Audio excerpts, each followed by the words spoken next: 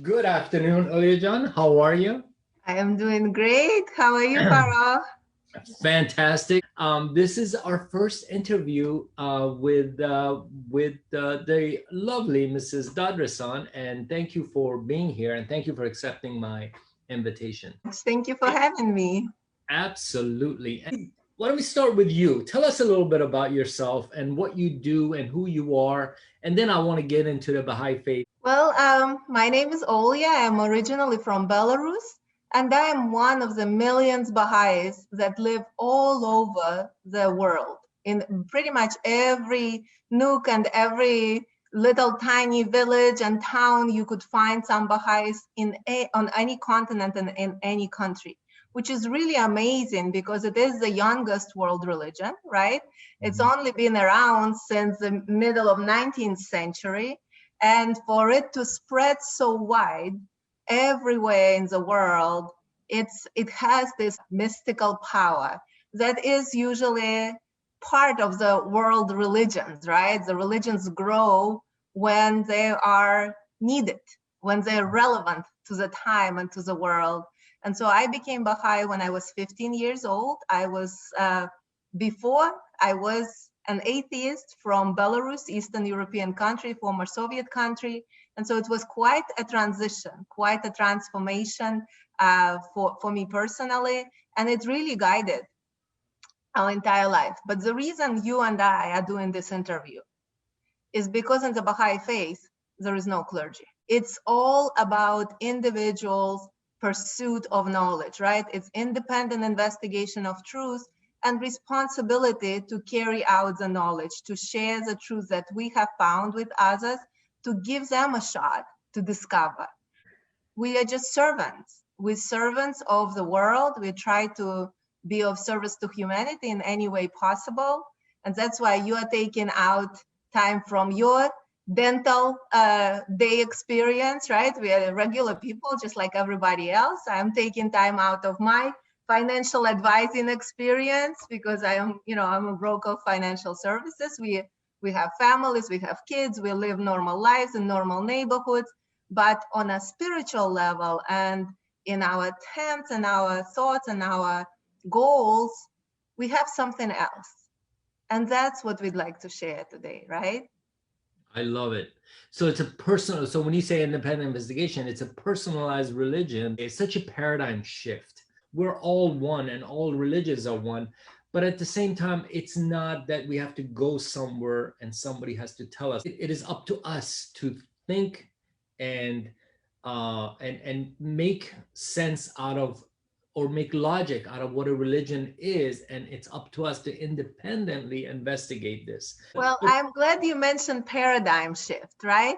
One of the principles of the Baha'i faith, of course, we talk about it quite a bit, is harmony between science and religion. And in fact, I think that's the biggest reason why a lot of people in the last centuries, like, last 150 years, turned away from traditional religions because there's been so much scientific discovery that goes away from what we believe is absolute religious truth.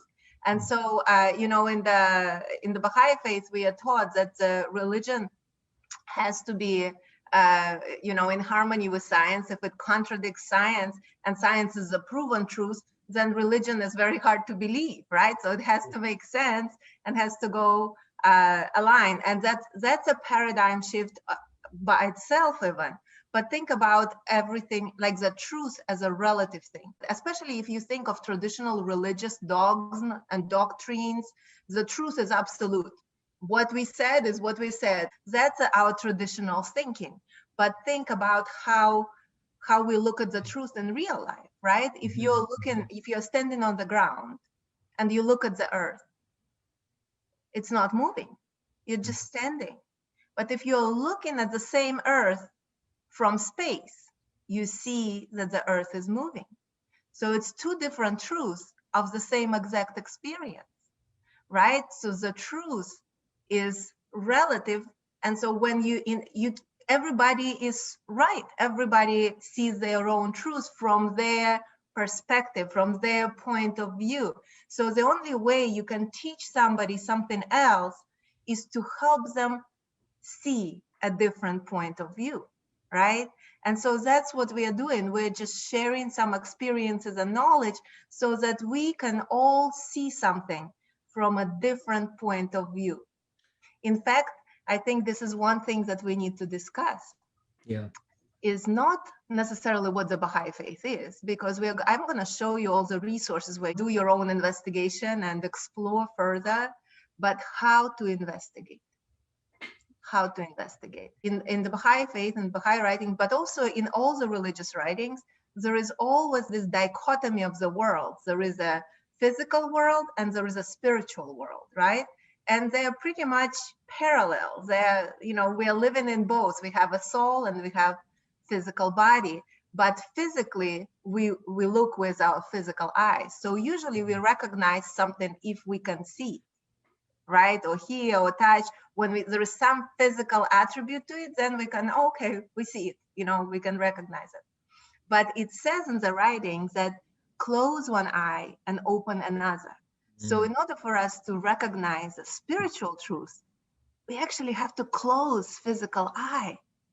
And that's pretty difficult, because when our physical eyes are open, typically our spiritual eye is closed, right? And think about it. Also religions believe that if you pass away, you know, your physical eyes closed, that's when you discover the glory of the next world, right? But how do we discover it, or at least glimpse it while we are still here? Well, we got to learn how to close the eyes that doesn't help us see. Such a great analogy. Tell me a little bit about the Baha'i faith. Tell me the little history, and then we'll get in more to some of the principles and what the purpose of the Baha'i faith is and why we're doing what we're doing. Of course. As you know, Baha'i faith has started only recently. We mentioned that before.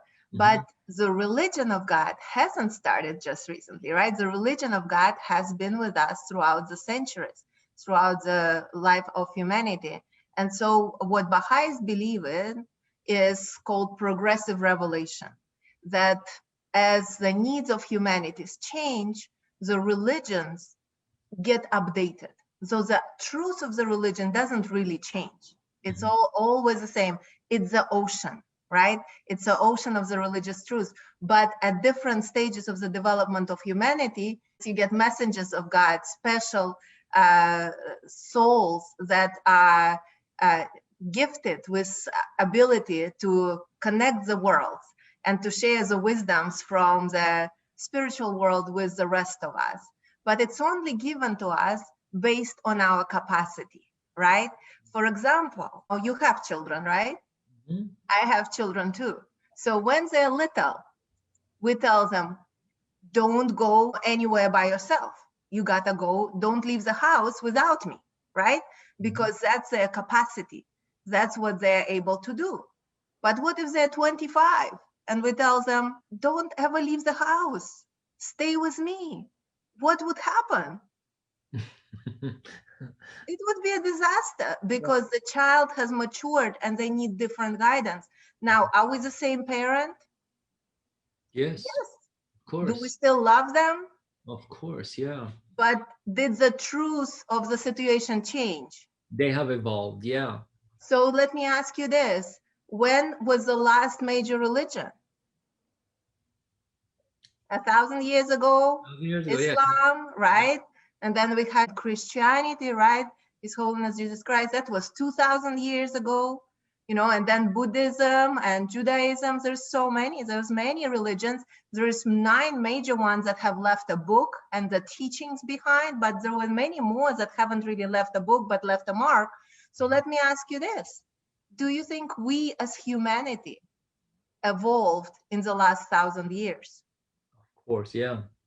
Might there be a chance we need a little bit of an update on our spiritual guidance?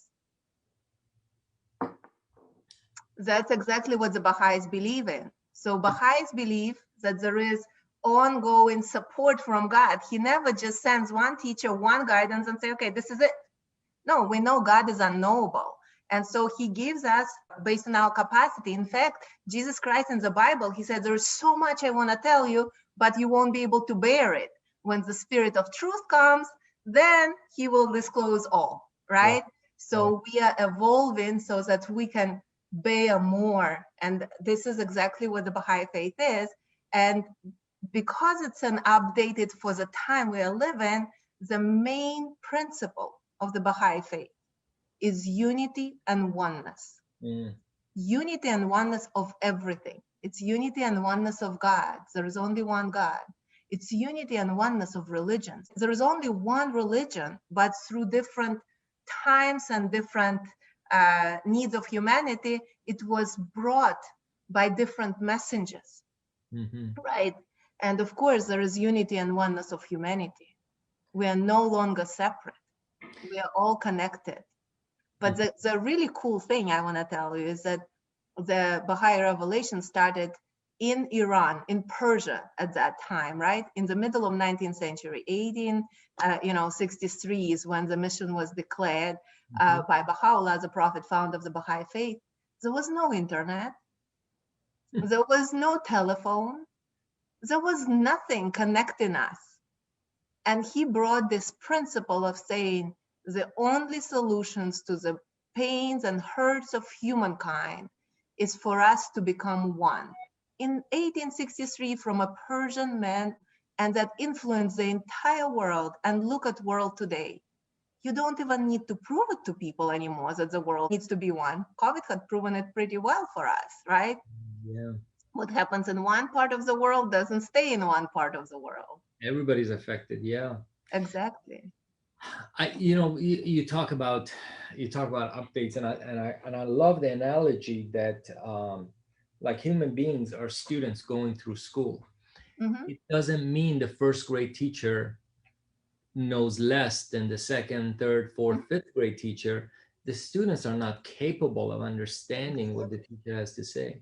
So let's talk about, people sometimes are so turned off with the word religion, and the thing I hear the most, it's the most disunifying thing. This is what disunifies the world. Tell me a little bit about that and the main purpose of the Baha'i faith. Well, think about it.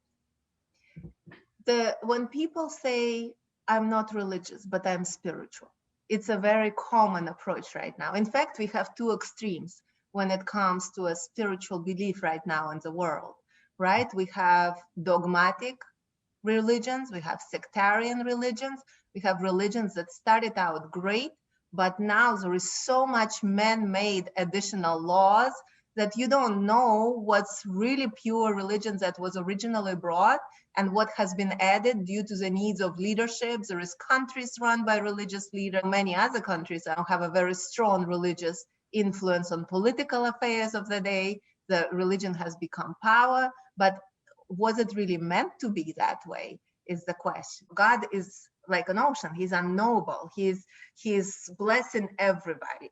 But so what happens when religions come to the world, they come in absolute pure form through the manifestation, right? Through Krishna, Buddha, Zoroaster, Jesus Christ, Muhammad, Baha'u'llah. It all comes in very beautiful, peaceful, and pure form. But and it kind of, if you imagine the mountain, right? So it's like the streams that are flowing down the mountains as long as the manifestation is alive. And the writings and the guidance on the holy books of each manifestation is like this lake that forms from this revelation, that cave, right? And so now this lake is available to humanity. And we know that in the Baha'i faith, it says that humanity evolves in about 1,000 years, ready for a new guidance. So at the beginning, you come to this lake and it's absolutely pure and beautiful. And everybody comes with their cups and spoons and buckets. But what happens if for centuries people bring their own stuff, their own dirt, their own grease, their own everything? That starts affecting the lake, right? And so that's a problem with many religions today. This is why people are dissatisfied with religions, because they're murky waters. You can't really tell what's the real religious truth that was sent down to us. I was shocked to find out that one of the original deadly sins in the Bible was unhappiness. Mm. but it's not mentioned anywhere right now. It's gone. Now it's been replaced by sloth. Sloth and unhappiness are two different things. Mm. But in 7th century, one pope decided that he didn't want people to think that unhappiness was bad. And Jesus Christ said so. So let's switch it, right? And all of a sudden we have a man-made law that changed the religion. So that's the problem with religions that of the past, is that it's hard to tell what's the truth and what's not truth. But in terms of spirituality of humanity, because when we've given up on religion, we've actually lost something, right? We've lost a very important, but we kind of threw baby out with the water. Think about it, right? Especially in the Western world. In the Western world, it started in 1882 with Nietzsche when he wrote God is Dead. And that's pretty much what we've been living. But what have we adopted? We've adopted the religion of materialism. That's true. And what do we live? We live based on the teaching that more is better. More money, better homes, better food, better options, better everything. If you have better everything and more of everything, you will be happier. But think about it. Is wealth really a guarantee of happiness? Mm-mm. Are there many wealthy, unhappy people? Yes. Somebody is a dentist, right? Between the two of us, and that's not me. And in dental profession, we know it's the highest rate of suicide, yet it's the highest earning profession, one of the highest earning professions in the country. I am honestly, that's, you bring up such a good point, because we struggle with this unhappiness in dentistry, and me and some of my colleagues talk about this. Honestly, it comes down to lack of spirituality. I look at the Baha'is, they're so happy. Their spirit, in terms of service, in terms of love, in terms of what we do for others, it's just a different spirit. And I'm not just saying Baha'is, people, my People who are wonderful, spiritual, but who are purposefully so. And so yes. think about that. And I know I'm in finance. I help people accumulate wealth. I know more doesn't mean happier. Yes, Mhm. it's better choices, maybe. It's opportunities that you otherwise wouldn't pursue. But if you don't have other side of your heart and soul engaged, you're not happy, because you're in this transitory world, and there is always someone who has more. And Yeah. there's always, you're always dissatisfied, and then you get there and you realize it doesn't make you happy, right? And so when we threw baby out with the water, we sort of lost the guidance. Yeah. And we understand the society that we lost the guidance. In fact, the sales of books by Wayne Dyer, by Deepak Chopra, by people who've taken the religious guidance and they adapted it to this non-religious format, and just saying, hey, this is a spirituality. You can be spiritual based on some Buddhism, some Christianity, some of this, that's super popular. This is like #1 selling industry, right? Is this spiritual awakening industry without religion, man-made. We've just taken different teachings from many different religions, put it together in a format that meets vision of the current day, and we think it's okay. But in the Baha'i faith, we know the reason the Baha'i faith came is because we need an updated guidance. We need to know what to do. We need to know how to live, what choices to make, right? And just being spiritual but not having a framework to follow it or the word of God to guide us is pretty tricky. And so that's why exploring the one ongoing guidance that comes from God, the updated version, makes sense, right? Because it tells us what to do, how to live our lives. That's why we are happy, because we don't have to struggle with, oh, what should I be doing? Oh, what's my purpose? Oh, what's going to happen when I die? Oh, am I going to connect with my loved ones? Oh, what am I, how can I help somebody who is hurt? Oh, we have so much guidance that tells us what to do every day in order for us to be happy. Yeah. Right? And I realize, honestly, people are starving for spiritual happiness, because there's such an angry world out there. There's so much going on. And I realized last week, I was researching this, the #1 poet in the United States is Rumi. Rumi, mystical, God, Like, connected to God. it's connected. It's so mystic. It's so spiritual. People really are looking for things like that. That's right. So going back to the Baha'i faith, tell me a little bit, who are these Baha'is and what are our main purpose? Spirituality is fine. Of course, there's a mystical side to the Baha'i faith. But there's a purpose to the Baha'i faith. What is the purpose of the Baha'i faith and who are the Baha'is? Let's get to the title of this talk.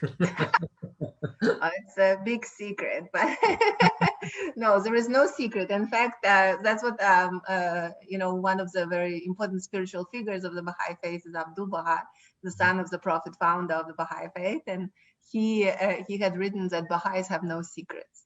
It's completely transparent, right? Right. And so the idea or the main goal of the Baha'i faith is the transformation of society. But it's interesting because it's not for us to transform the society. It's for us to help the society to transform with the least pain, because the transformation is happening no matter what. We've already noticed that the world of the past, the old world order doesn't work. Oh, I used to be so excited about the idea of patriotism. I was patriotic about Belarus, where I come from. I'm patriotic about the United States because that's where I live and that's where my family is and it's my country. But think about it. Patriotism, by the definition, is divisive. It means you guard the interests of your own, only or your own country, not the world. And we've been proven over and over again that paradigm doesn't work, right? We need a shift to look at the world as one country. So our heart pains for anybody who is hurt, not just people of our country, right? And so this transformation is happening. And in the Baha'i writings, we have a lot of predictions of how it's going to happen. And it says that it's not because people will suddenly see the light and recognize the need for their spiritual connection with the divine, that they will all turn to the light and all become good and embrace each other and start caring about the poor and the disadvantaged, and nothing like this. In the writings it says that there's going to be such a calamity that the danger will become so obvious to us that we will have no choice but to change and to come up with solutions and resolutions and political collaborations to treat the world as one country, where we would have global governance, where we would have global military force that would protect all of the nations that need protecting, not just one another, right? But it's all coming, and the transformation is inevitable. But that would make people's eyes open for the need for guidance. And so right now we are helping build the framework and the structure to provide that guidance for people when they're ready, when they need it, right? So we are a grassroots community, which means we work where we live. We are, democratically run communities. There is no clergy, but there is administrative order, which are electives. You cannot be elected to a position and hold a power like in a typical political format. We are governed by local and national spiritual assemblies, which are 9 people elected every year by all the members of the community. Their decisions only hold, have any enforcement power only if the majority accepts and votes for those decisions. So not one person has individual power and can misuse or abuse it, which is really amazing. So we're building that framework of support. Yeah, and there's no campaigning in these elections. No campaigning. Yeah. It's elected by the Baha'is with yes. such, so it's true positions of service. yes. Like you are a servant of others if you're elected to be in any position where your decisions may influence somebody else. They're not paid. It's just a service, right? That's what we do. We serve, and that's actually the main goal of the Baha'i life, is to be of service to others, because that's how we serve God. In fact, when we talked about these two worlds, spiritual and material, our experience in material world is limited. It ends. But our experience in spiritual world will continue. We'll see it better once we move on, right? But Right. it will continue. If you have two experiences, one is very short relatively, and one is very lengthy, which one do you want to improve? The Yeah. lengthy one, The the one long that you're one. going to be eternity after eternity. We compare the soul to an embryo. The soul in this, on this earth, the soul in our earthly body is compared to an embryo. And so, you know, as an embryo in the womb of a mother, it develops eyes, ears, fingers. But if all its purpose was to stay around in the womb, that would be sort of purposeless. That'd be like, ah, who cares, right? I might just as well hang out as a cell, right? Yeah. But the embryo is doing all this work of developing the organs, the kidneys, the heart, the everything, so that once they're born into this world, that they can't yet comprehend when they're in the womb, but they're already here. The embryo is already here. It's in this world. It just doesn't know it.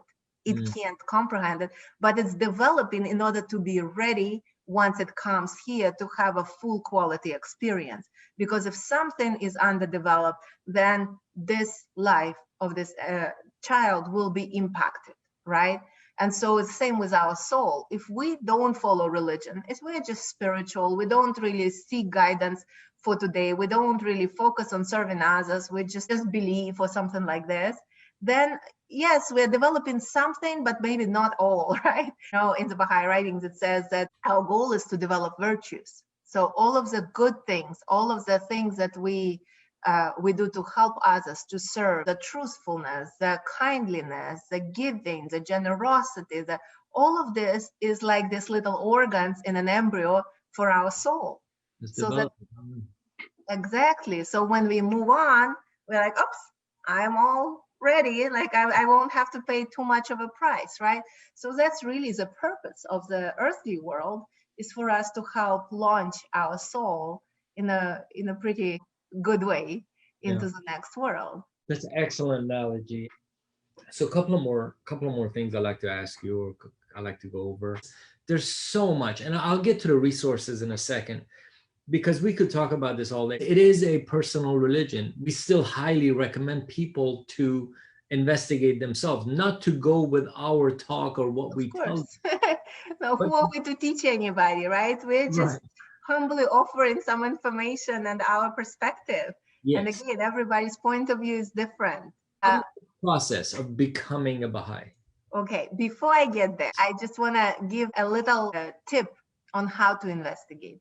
And in fact, that's probably the best investigation technique for anything, not just religious truth, but any other truth. I'll tell you what are the biggest deterrents. Deterrence, is that the right word? Biggest deterrents to seeing from a different angle. One is tradition. So very often we are born into a certain tradition, right? It may be religious tradition, cultural tradition. I was born into atheistic society. Everybody was an atheist. So being religious was considered to be weird, and it was a stigma, yet alone following some new religion no one at that point heard about. That was double weird, right? So the tradition very often holds us back from exploration. And that's a big problem, because many people are Muslims because they're born into Muslim families, right? Many people are Christian because they're born into the Christian families. Many people are atheists because their parents never taught them anything about God and they don't think it exists, right? The religious or spiritual affiliation based on tradition is actually the weakest, because it doesn't affect our choices, because it hasn't permeated our heart. There is a example. It's like being born in prison and never leaving it and dying in prison.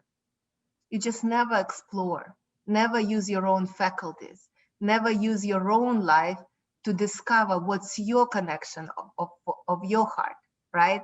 So tradition could be blinding. When we investigate any truth, we should try to put away tradition and suspend the disbelief and say, hey, let me look at it from the perspective of the relevance of everything I'm learning for today. The other thing that really stops us from seeing any sort of truth is pride. When we are prideful, when we think we already know, is very, very difficult, right? In fact, there is this phenomenon of selective blindness. Because if you determine that you know the conclusion of an investigation before you conduct an investigation, you're not going to see, right? You are going to miss the truth if you're looking for something to disprove it before you opened up your mind to see, well, let me truly explore, right? And the third thing that really blinds us is knowledge. And that's a big, big problem, because we think knowledge is everything, but spiritual knowledge and physical knowledge is very different. In fact, from Nietzsche's God is Dead, we've been killing our ability to see with spiritual eyes for over 100 years, right? If you think about Middle East, and we've talked about it before, I think too, you know, in Middle East and in Arabic language, there is two words for knowledge, right? There is ilm and there is irfan. And ilm is a secular knowledge, the scientific knowledge, knowledge that makes sense, logical, the one that you can read, you can prove, you know, just knowing things. That's our typical knowledge. But then there is also irfan. And irfan is closest translation to it is understanding, but with your heart, with your soul, right? And so when you're truly investigating something, you should be listening to both. But if you attain a state when you can close your ilm and just focus on irfan, that's a true blessing. Because then you listen and see with your heart which belongs to God. So to become a Baha'i, you know, it's interesting. Abdul Baha'i in the Baha'i faith, he said, to be a Baha'i, you don't even need to have heard about Baha'u'llah. So if you believe in the Baha'i principles, and if you live your life serving the world and trying to bring about oneness and doing all these wonderful things, you know, that are according to the Baha'i faith, but you have never heard of Baha'u'llah, you are Baha'i anyways, right? But if you call yourself a Baha'i but don't live any of the principles, you don't deserve a name. So the Baha'i faith is a religion of action. It's not just belief, right? And so the Baha'is are the people who, first of all, of course, we accept Baha'u'llah being the prophet founder of the Baha'i faith and being the prophet or the messenger of God for this day. And there is Baha'u'llah.org, by the way, the website that was put together in commemoration of 200th anniversary of his birth 3 years ago, right? So you could study his history, and I'll show you some other resources. Also, to be a Baha'i, it means you believe the teachings, but not just that. It means you actually follow and implement the teachings in your life. You are proactive in service. You are proactive in following the laws, right? The spiritual guidance that you get from the Baha'i faith.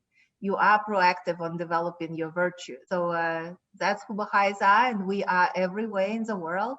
We are an organized religion. As I told you, we have an administrative order, and you can join. So you can make a decision to become a Baha'i and then strive, because I think none of us is really a pure 100% Baha'is. We're striving on the path of service, right? But to become a Baha'i, to at least make that first step and say, hey, I'm going to try to walk this path. All it takes is really to declare. You could go onto Baha'i.us and submit a declaration, or you can do it in the presence of two other Baha'is. There is no ritual. You basically say, I'm a Baha'i. Okay, you two heard me. You're my witnesses. That's how it works. It's very, very simple step. It's really the decision of the heart. It's not a ritualistic religion. It doesn't have much of the dogmas or anything that typically come with a lot of old religions that required such type of services. We live in a different world. Right. So it's a decision of the heart. And it is truly a lifetime of deepening. Some people become Baha'i just by hearing one principle. And some people, it takes their lifetime to learn it, to become a Baha'i. But becoming a Baha'i is not really, it's for administrative stuff. You know, of course, we want you to come and join us, and we're not trying to take over the world, which we want people to come and to benefit. to Yeah, enrich their souls and their hearts, right? exactly. So my point is going to the next point is the resources. What resources Yes, they that's are available? That's an excellent point. And of course, one thing I wanted to mention is that because we're a grassroots community, we have a lot of grassroots activities in all the different locations that anybody is welcome to. They're open to all, regardless of religious affiliation, just like as all the Baha'i temples and houses of worships all around the world are open to all religions and people from all backgrounds. And the activities we offer are spiritual education classes for children and youth, focusing on developing virtues. And so if you have kids or if you have youth that you'd like to have a group of friends that are maybe learning to strive to serve others, that might be something that you want to offer them. We also have study circles, which are the study groups. Again, anywhere in the world, in any locality, we can find one. And if not, we have Zoom, right? These days, so we can start one for anybody who wants to seek and search. And of course, how we are connected with Farokh is through devotional gatherings, right? And that's monthly or weekly or daily, depends on who hosts it. But the ones that Farokh hosts with humble help of my husband, right, is a daily one where we meet together on Zoom every morning at 6 a.m. to say prayers for the world, for the friends, for the healing, for anybody who needs something. And this is also open to people to join. One of my favorite websites is BahaiTeachings.org. I love that. And this is an excellent resource for introduction. There is a video at the beginning by Rainn Wilson, who played Dwight Schrute in the show Office, and he's very active in the Baha'i faith, right? The other website I want to highlight is for Baha'is.us, and that's the website for Baha'i faith in the United States. And you could see the Baha'i House of Worship here in Chicago and other Baha'i houses of worship that are absolutely gorgeous all over the world. And you can learn more about the faith and the activities in the United States as the ones I mentioned. So this is really, really great. Then, as I mentioned, there is a Baha'u'llah.org. This is the story of Baha'u'llah and the history of his life. That gives you an idea of how the Baha'i faith has started. We also have Baha'i.org, which is a worldwide Baha'i community. So if you want to see different countries and all kinds of stuff, you'll see that. Now, I want to also mention there is a Baha'i.chat. It's on Facebook, but also online. There's many interviews that are really interesting there. I wanted to also show you some apps that you can download on your phone. And I'm speaking quickly because I know you can go back and rewatch it on Facebook on the video. So my favorite is this prayer book. This is the one I use for prayers on my phone. And there is Baha'i Library, One Ocean, which is phenomenal resource for the actual writings of the founders of the Baha'i faith. Another really awesome resource is the Baha'i Blog, that has a lot of podcasts, a lot of interviews, a lot of stuff that's really truly relevant to today, a lot of prominent people in the world talking about the aspects of the faith that are related to today's day and the relevance of it. And as part of this Baha'i blog, there is actually Baha'i Blog YouTube page that has a lot of both talks, but what Farokh I know loves especially is Baha'i prayers put to music. Prayers and writings and something so incredibly beautiful. I think that's it. That's all I wanted to show in terms of the resources, so that anybody can go and investigate for themselves. But just remember, close one eye and open the other.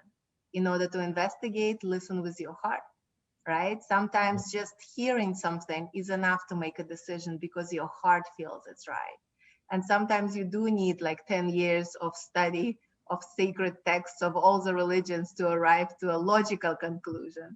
Whichever path you take, I wish you good luck if you'd like to explore it. This is awesome, Olya. This is wonderful. This has been such great information, and I could not have made a better choice. I appreciate your time. This is such an inclusive faith. And It what I is. love about this, it's so inclusive and it's so open, so transparent, and so logical. You know, you look at different faiths and you realize we're all one. Yes. And it's a, at the same time, it's a new message, it's a new hope, a new way of thinking, a new way of bringing the world together with such love and harmony. And Well, I'll tell you one of the main reasons why it was easier for me to become Baha'i is because I felt I didn't need to choose. I felt if I became a Baha'i, I was embracing Christianity and I was embracing Islam and I was embracing, Buddhism and Judaism and all these previous religions. And I loved that. I didn't feel conflicted. And so if somebody is a Muslim or somebody is Jewish or somebody is Christian, they don't have to choose. They may step away from a dogmatic view of absolute truth, that the truth that was delivered 2000 years ago to the capacity of the people 2000 years ago is the only truth available, because we know that the ocean of God's mercy is unlimited. So there is more. So that it's the same message. It's the same ocean. It's just updated for today, so that because our capacity is better. So you keep your traditional faith, you keep your Christian belief, but you also become a Baha'i. You can be Baha'i Christian and Baha'i Muslim and Baha'i Jewish, because that's your heritage and it's okay, as long as your actions and your pursuits are governed by the teachings of today. you know, I always say, if we are, you talk about service, if we are able to uplift someone's soul, we have done our job. You know, if you're trying to make person, not that you're trying to change anyone, but just uplift them with your service, whatever service it may be, you're Mhm. doing good.